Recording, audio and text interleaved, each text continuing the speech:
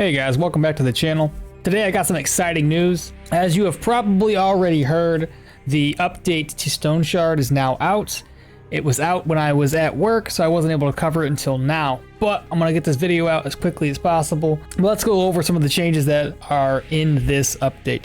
And let me tell you, I read it at work. It's massive. Huge changes to the game. So let's get right into it and cover what the update has in store for us. So as it was previously mentioned, the update is compatible with our previous saves, so we don't have to start the game over. This update also added the brand new Armored Combat's ability, as well as, according to this, 57 new items covering headgear, chests, gloves, boots, belts, rings, and necklaces.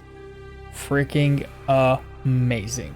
They've updated and improved the ability hover, so whenever you're hovering over an ability, it will make it a little bit more concise and informative, make it a little bit easier to read what the ability actually does. They've also split the active abilities of yours into 5 categories: attack, charge, maneuver, stance, spells. And they've also reworked some of the passives that work in conjunction with let's say an attack ability versus a charge ability.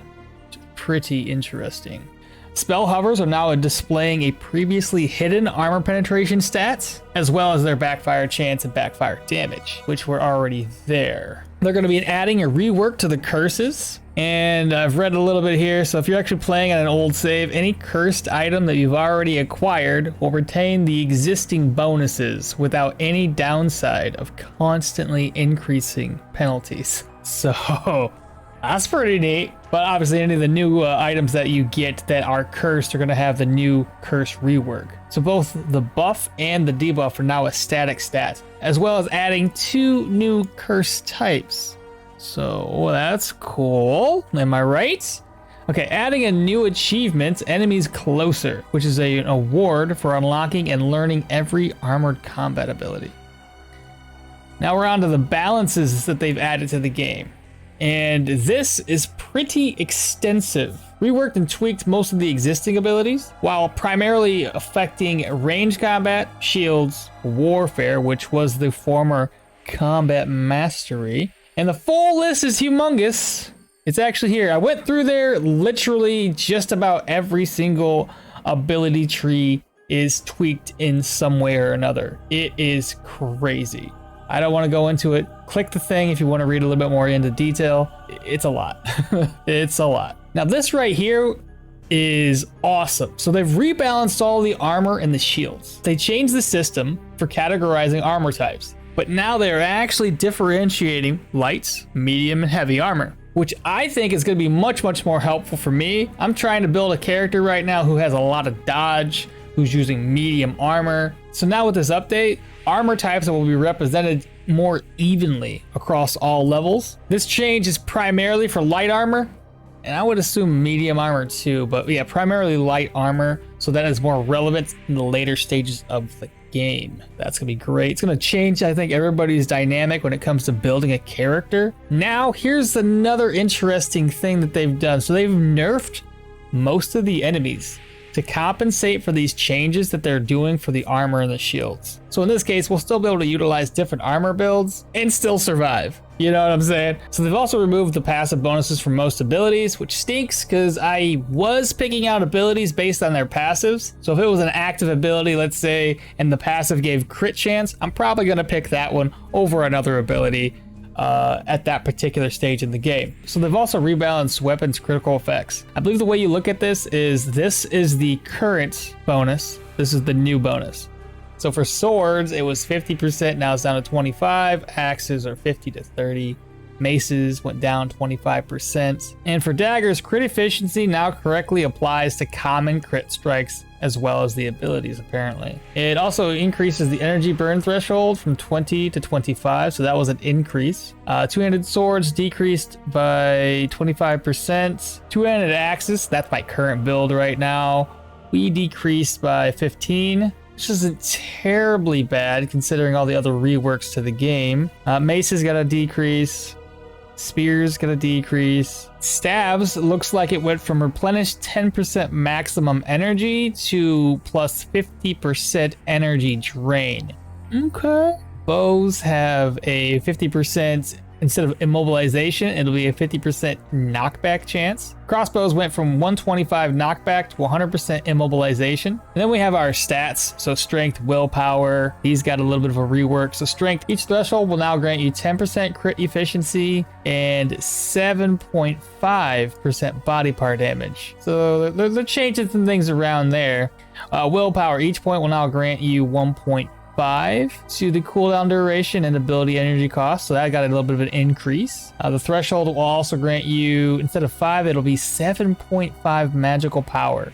Now later down the line, I know they also increased magic cap. So it used to cap out at 250, now it can cap out at 350, which again makes kind of sense considering they're increasing this magic power type right here. They've also changed up the counter attack mechanic, and each individual enemy can now only trigger a counter once per turn. I've always wondered this, if I was getting counterattacked multiple times in a single turn, but it happens so fast, it's really hard to tell. Another update to this is fumbling a shot will now half its damage. Similar to how the melee strikes will half their damage. So if you fumble a shot, you can still do damage to the enemy. This next one here hits close to home. Spike traps will trigger only once. If you guys have watched my previous videos, you know that I like using spike traps to cheese some enemies. Hey, you want to follow me over to the spike trap? Cool. You can die to the spike trap while I smack you in the face. Win-win, right? Now it only happens once. That it's kind of lame, not gonna lie. Not excited about that, but whatever. With all the other changes, I think we're still gonna be fine. They've added additional effects to Confusion, which will be negative 20% block chance and negative 20% counter chance. That kind of makes sense. You're confused. You don't even know where you are, okay? Fortitude will now affect the damage received from dot effects such as bleeding, poisoning, burning, acid bath, and each 1% fortitude will reduce received debuffs durations by a 1% as opposed to 0.5. So they've increased that. And fortitude's cap, however, has been lowered. They've lowered the fortitude cap from 100 to 50, which is fine considering the increase here is the exact same thing as having 100% fortitude. But now, since you only need 50%, you can use stats elsewhere. They've reduced durability loss for both the player character's equipment and enemies' armor. This next one here I think was definitely needed. They're reducing the pain received from damage by 15%. I swear, before this update, if the character so much as stubbed his toe, your pain levels were off the charts. So it's good to see that they've decreased that. They've also increased the base effectiveness of immunity on the passive intoxication decay. And it used to be 1 over 0.75. Now it's a 1-for-1 ratio. This is another big change here. So the changing starting affinities for the following preset characters. So Arna, instead of knowing maces, she now knows armored combat. Jorgrim has swapped a shields for maces. And here's another really cool one. So Velmir's stats, which is the character we're currently using, has just gotten better. His trait, now instead of doing negative 3% damage taken every time he's hit, he takes negative 5. Keep it coming. And now accuracy received, plus 5%. Let's go. Arna's got a little bit of an increase as well. So 3% damage taken. This one got a little bit of a decrease. Negative 3% cooldown duration for each enemy within vision. Jorgrim's trait got a bit of an increase for crit efficiency upon killing an enemy. And then it brings us to Derwin. I thoroughly liked Derwin's trait and was really hoping that once we were done with Velmir's playthrough, hopping back on over to Derwin to make another playthrough, just picking out a random weapon and just running with it. Just because of his trait. And now, this is where we're at. Hitting an enemy with a strike or a shot for the first time applies them with, instead of negative 20% dodge, it's negative 10% chance to dodge, and reduces damage taken from 20 down to 5%. And instead of being 10 turns, it is 8. So if you're a Durin player, this is pretty massive. It's sad stuff, very sad stuff. But hopefully, since the enemies have been nerfed, this isn't gonna affect us much. They've also reduced the power of most enchantments. I'm gonna have to look a little deeper, probably go to their website to find out exactly what the new enchantments are gonna look like. And we had already mentioned this before, but yeah, the magic power cap has been increased to 350, and energy drain cap has been raised to 150. They've reduced our base block power by 5 and reduced base block power recovery by 5%. And here's another thing that they have increased in the game. So for you magic users out there, if you're learning multiple spells in a single ability tree, you now gain a 2.5% increased magic power versus 2. They've reduced intoxication gain from poisoning from +4 to +2 per turn. Loud barking will now generate less noise. Now this one here, I read it, but I was unsure about it. Increase the ruby stat bonus granted for solving the standing boulders mystery. I don't know what that is. I haven't made it that far.